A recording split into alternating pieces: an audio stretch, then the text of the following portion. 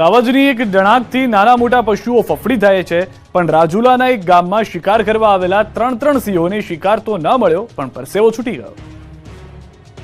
સાવજના આટાફેરાથી ભલભલાને પરસેવો છૂટી જાય, પણ આ વખતે ત્રણ સિંહ હોવા છતાં આંખલો ભારે પડી ગયો. આમ તો અમરેલી, જૂનાગઢ અને ગીર સોમનાથ જિલ્લાના ગામડા સુધી સિંહ પહોંચી ગયા છે. આ વિસ્તારમાં આવતા સિંહના વિડીયો અવારનવાર સામે આવે છે, પરંતુ આ વખતે સાવજને ભારે પડી ગઈ. રાજુલાના કોવાયા ગામમાં જવું. ત્રણ સિંહોના આટાફેરાથી લોકોમાં ડરનો માહોલ હતો. શિકારની શોધમાં આ સિંહો ગામમાં ઘૂસ્યા, જ્યાં તેમને સામે મળ્યો આંખલો. ત્રણ સિંહો આંખલાનો શિકાર કરવા તેની આગળ પાછળ ફરી રહ્યા હતા, છતાં સિંહ આંખલાનો શિકાર ન કરી શક્યા. તો બીજી તરફ આંખલો પણ જાણે કે સિંહને ટક્કર આપતો હોય તેમ ડર્યા વગર એક જ જગ્યા પર અડીખમ ઉભો રહ્યો. સિંહોએ આંટાફેરા મારી ચાલતી પકડી લીધી. આંખલાથી જાણે સિંહ ડરી ગયા હોય તેવા દ્રશ્યો જોવા મળ્યા. સિંહનો વિડીયો વાયરલ થયો છે. દિલ્હીમાં ફરી થશે મંથન. લોકસભા અને વિધાનસભાની પેટા ચૂંટણી માટે ઉમેદવારોના નામ પર થશે ચર્ચા. લોકસભા ચૂંટણીનો શંખનાદ થઈ ચૂક્યો છે. ચૂંટણી પંચ દ્વારા ચૂંટણીની તારીખ પણ જાહેર કરી દેવામાં આવી છે. ત્યારે ગુજરાતની લોકસભાની બાકી 4 બેઠકો માટે આજે દિલ્હીમાં મનોમંથન કરવામાં આવશે. ભારતીય જનતા પાર્ટીની સેન્ટ્રલ ઇલેક્શન કમિટીની બેઠક રાત્રે મળશે, જેમાં મુખ્યમંત્રી ભૂપેન્દ્રભાઈ પટેલ અને પ્રદેશ અધ્યક્ષ CR પાટીલ આ બેઠકમાં હાજરી આપવા દિલ્હી જશે. જેમાં અમરેલી, સુરેન્દ્રનગર, જૂનાગઢ અને મહેસાણા બેઠકના નામ હજુ જાહેર કરવામાં આવ્યા નથી.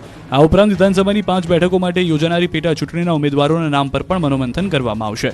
ગુજરાતની 26 લોકસભા બેઠક માટે ભાજપે અત્યાર સુધી 22 ઉમેદવારો જાહેર કર્યા છે. ભાજપે પહેલી યાદીમાં 15 તો બીજી યાદીમાં 7 ઉમેદવાર જાહેર કર્યા. ભાજપે 22માંથી 12 ઉમેદવારો રિપીટ કર્યા અને 10 ઉમેદવાર નવા છે. જોકે 4 બેઠક અમરેલી, જૂનાગઢ, મહેસાણા અને સુરેન્દ્રનગરના ઉમેદવારના નામ જાહેર કરવામાં હજુ બાકી છે. હવે જોવાનું એ રહે છે કે બાકીના 4માં જૂના કે નવા કોનો નંબર લાગી શકે છે. ગુજરાતમાં રાજકીય પક્ષોએ પ્રચાર ઝુંબેશ તેજ કરી છે. તમામ રાજકીય પક્ષો કર્યા જીતના દાવા. લોકસભા ચૂંટણીના પડઘમ વાગી ચૂક્યા છે. ઠેર ઠેર કાર્યકર મિટિંગો, ચૂંટણીમાં જંગી મતોની લીડ સાથે વિજય બનાવવા રણનીતિઓ ઘડી રહ્યા છે. ત્યારે કચ્છ લોકસભા બેઠકના ભાજપના ઉમેદવાર વિનોદ ચાવડાએ પણ પ્રચાર પ્રસાર શરૂ કરી દીધો છે અને ઈષ્ટદેવ અને વડીલોના આશીર્વાદ પણ મેળવી રહ્યા છે. ભુજ સ્વામિનારાયણ મંદિર, મણિનગર ગાદી સંસ્થાન દર્શન કરવામાં આવ્યા હતા. ત્યારબાદ કાળો ડુંગર જઈને દત્તાત્રેય ભગવાનના દર્શન કરીને પ્રચારના શ્રી ગણેશ કર્યા. તો આ તરફ બારડોલી લોકસભા બેઠક પર કોંગ્રેસે સિદ્ધાર્થ ચૌધરીને ઉમેદવાર તરીકે જાહેર કર્યા છે. આ વિસ્તારના સળગતા પ્રશ્નોને લઈને સિદ્ધાર્થ ચૌધરીએ સરકાર પર આકરા પ્રહાર કર્યા અને સાથે જ પોતાની જીતનો પણ આશાવાદ તેમણે વ્યક્ત કર્યો. તેમણે લોકોને મત આપવા અપીલ કરી. ભાજપ કોંગ્રેસની સાથે સાથે અન્ય પક્ષો પણ મેદાને આવ્યા છે. ગાંધીનગરમાં એકમ સનાતન ભારત દળ ગુજરાતમાં 26 બેઠક પર ચૂંટણી લડવાની જાહેરાત કરી ચૂક્યું છે. સનાતન ધર્મને મુખ્ય મુદ્દો બનાવી દેશની 275 બેઠક પર ચૂંટણી લડવાની જાહેરાત કરી છે. એકમ સનાતન ભારત દળના પ્રદેશ પ્રમુખ મિતેશ પટેલે કહ્યું કે હિન્દુ હિતની રક્ષાના મુદ્દા પર ચૂંટણી લડીશું. હવે શરૂ થશે ભાજપનો હાઈટેક પ્રચાર. અમદાવાદમાં ભાજપે શરૂ કર્યું મીડિયા સેન્ટર. લોકસભાની ચૂંટણીમાં પ્રચાર પ્રસારને લઈને ભાજપે અમદાવાદમાં મીડિયા સેન્ટર તૈયાર કર્યું છે. આધુનિક સુવિધાઓથી સજ્જ આ મીડિયા સેન્ટરમાં પત્રકાર પરિષદ માટે વિશાળ સંખ્યામાં લોકો બેસી શકે તેવો રૂમ, નેતાઓ ટીવી ડિબેટમાં બેસી શકે તે માટે 2 બૂથ પણ બનાવવામાં આવ્યા છે. મીડિયા મોનિટરિંગ રૂમ પણ બનાવવામાં આવ્યો છે. તો લોકસભા ચૂંટણીને લઈને મીડિયા સેન્ટરમાં સંગઠનના પદાધિકારીઓ, કેન્દ્રીય મંત્રીઓ અને દિગ્ગજ નેતાઓ આવતા હોય છે. આ તમામ લોકોના બેસવા માટે લોજની વ્યવસ્થા કરવામાં આવી છે. સાથે જ આ તમામ લોકો પ્રેસ કોન્ફરન્સ કરી શકે તે માટેની પણ વ્યવસ્થા કરવામાં આવી છે. સામાન્ય રીતે ભારતીય જનતા પાર્ટી દર વખતે ચૂંટણી સમયે મીડિયા સેન્ટર શરૂ કરે છે. તે જ પ્રમાણે આ વખતે લોકસભાની ચૂંટણીને અનુલક્ષીને મીડિયા સેન્ટર શરૂ કરવામાં આવ્યું છે. આ પ્રસંગે પ્રદેશ કક્ષાના બનાવાયેલા મીડિયા સેન્ટર બહાર છેલ્લા 10 વર્ષમાં સરકાર દ્વારા જે કામગીરી કરવામાં આવી છે, સાથે જ સરકારની જે ઉપલબ્ધિઓ છે તેને લઈને દર્શાવવામાં આવ્યું છે. CMના હસ્તે સેન્ટરની શરૂઆત કરાઈ. આ સમયે CR પાટીલ સહિત કાર્યકરો અને હોદ્દેદારો ઉપસ્થિત રહ્યા.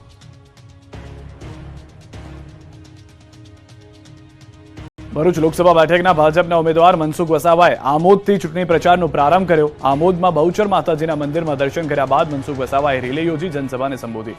મતદારોને સંબોધન દરમિયાન વસાવાએ ઇન્ડી ગઠબંધનના ચૈતર વસાવા પર આકરા પ્રહાર કર્યા. ચૈતર વસાવા સાથે ફરનાર લોકોને મનસુખ વસાવાએ રોહિંગ્યા ગણાવ્યા. સાથે જ 7 લાખ મતથી ચૂંટણીમાં જીતનો દાવો કર્યો.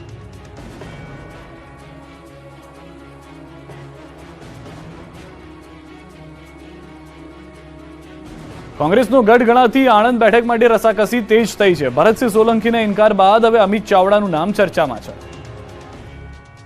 લોકસભાની ચૂંટણીને લઈને ઉથલપાથલ તેજ છે. જોડતોડની રાજનીતિ પૂરબહારમાં છે. ત્યારે કોની સામે કોણ લડશે તેની મૂંઝવણ છે. આ બધા વચ્ચે આણંદ બેઠક પાસે કોંગ્રેસમાં અમિત ચાવડા ટિકિટ આપે તેવી ચર્ચા થઈ ગઈ છે. જોકે ભરતસિંહ સોલંકીએ ચૂંટણી ન લડવાની જાહેરાત કરી છે. મધ્ય ગુજરાતમાં આણંદ બેઠક કોંગ્રેસનો ગઢ ગણાય છે. માધવસિંહ સોલંકી, ઈશ્વર ચાવડા જેવા દિગ્ગજ નેતાના પરિવારમાંથી અમિત ચાવડા આવે છે, ત્યારે કોંગ્રેસ આ મોકો જવા દેવાના મૂડમાં નથી. બીજી તરફ અમિત ચાવડા ચૂંટણી લડવાથી મધ્ય ગુજરાતની આ બેઠક પર મોટી અસર પડશે, કારણ કે આણંદ બેઠક પર ક્ષત્રિય ઠાકોર સમાજના મતદારોનો મોટો દબદબો છે. હવે કોંગ્રેસની જાહેરાત બાદ જ ચિત્ર સ્પષ્ટ થશે.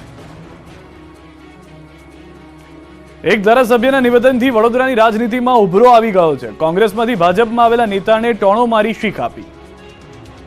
સાસરે જાવ ત્યારે વહુના બહુ વખાણ થતા હોય, પણ એ વહુ જ્યારે પાછી જાય ત્યારે શું પરિસ્થિતિ થાય અને ઘરવાળા પણ એને કઈ નજરે જુએ આપણે સૌ જાણીએ. સાંભળ્યું નેતાઓની ટોણેબાજી. લોકસભાની ચૂંટણીને લઈને દરેક પક્ષમાં કુદાકૂદની રાજનીતિ તેજ થઈ ગઈ છે. કોંગ્રેસમાંથી ભાજપમાં આવેલા નેતાઓ સામે શાબ્દિક પ્રહારો અને વાકબાણ થઈ રહ્યા છે. કંઈક આવા જ પ્રહાર જોવા મળ્યા વડોદરાના એક કાર્યક્રમમાં. ભાજપના ધારાસભ્ય શૈલેષ મહેતાએ જાહેર મંચ પરથી ટોણો માર્યો. ધારાસભ્યએ બાલકૃષ્ણ પટેલને કહ્યું કે વહુ સાસરે જાય ત્યારે તેના વખાણ થાય, પણ પાછી આવે ત્યારે ઘરવાળા કેવી નજરે જુએ એ તમે બધા જુઓ છો. ધારાસભ્યએ આ ટોણો કોંગ્રેસમાંથી ભાજપમાં આવેલા અને એક સમયે પ્રતિસ્પર્ધી એવા બાલકૃષ્ણને માર્યો હતો. તેમણે કહ્યું કે તમે જ્યાં જાઓ ત્યાં વફાદારી સાથે રહેવું પડે. તાજેતરમાં જ કોંગ્રેસના ઉમેદવાર બાલકૃષ્ણ પટેલ ભાજપમાં જોડાયા. પહેલી વખત જાહેર મંચ પર બે નેતાઓ એક સાથે જોવા મળતા ધારાસભ્યએ હાથ અજમાવી લીધો. ધારાસભ્યના નિવેદનને લઈને વડોદરા જિલ્લાનું રાજકારણ ગરમાયું છે. લોકસભાની ચૂંટણીમાં જોવા મળશે કેટલાક નવા ચહેરા, નવા પક્ષ. એકમ સનાતન ભારત દળે ગુજરાતમાં 26 બેઠક પર ચૂંટણી લડવાની તૈયારી બતાવી છે. લોકસભાની ચૂંટણીમાં હવે ઝંપલાવશે એકમ સનાતન ભારત દળ. દેશમાં આશરે 275 સીટો પર ઉમેદવારો ચૂંટણી મેદાને ઉતારશે. ગુજરાતમાં એકમ સનાતન ભારત દળે 26 બેઠકો પર ચૂંટણી લડવાની જાહેરાત કરી છે. એકમ સનાતન ભારત દળના પ્રદેશ પ્રમુખ મિતેશ પટેલે નિવેદન આપતા કહ્યું છે કે હિન્દુ હિતની રક્ષાના મુદ્દા પર તેઓ ચૂંટણી લડશે. સનાતન ધર્મને મુખ્ય મુદ્દો બનાવી આગળ વધશે. મહિલાઓની રક્ષા, ખેડૂતની રક્ષા માટે કામ કરવાની વાત કરી. એકમ સનાતન ભારત એ રાજકીય પક્ષ કરતા વધુ એક આંદોલન છે, જેનો ઉદ્દેશ્ય સનાતન સંસ્કૃતિનું પુનરુત્થાન અને સનાતન સમાજ, મંદિરો અને ગાયોનું રક્ષણ છે.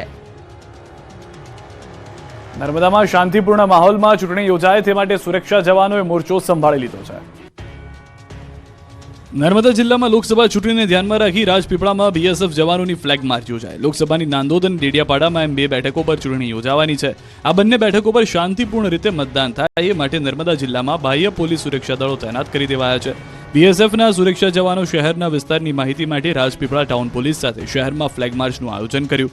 લોકસભા ચૂંટણી યોજાવાની છે ત્યારે વહીવટીતંત્રની સાથે નર્મદા પોલીસ પણ સજ્જ બની છે.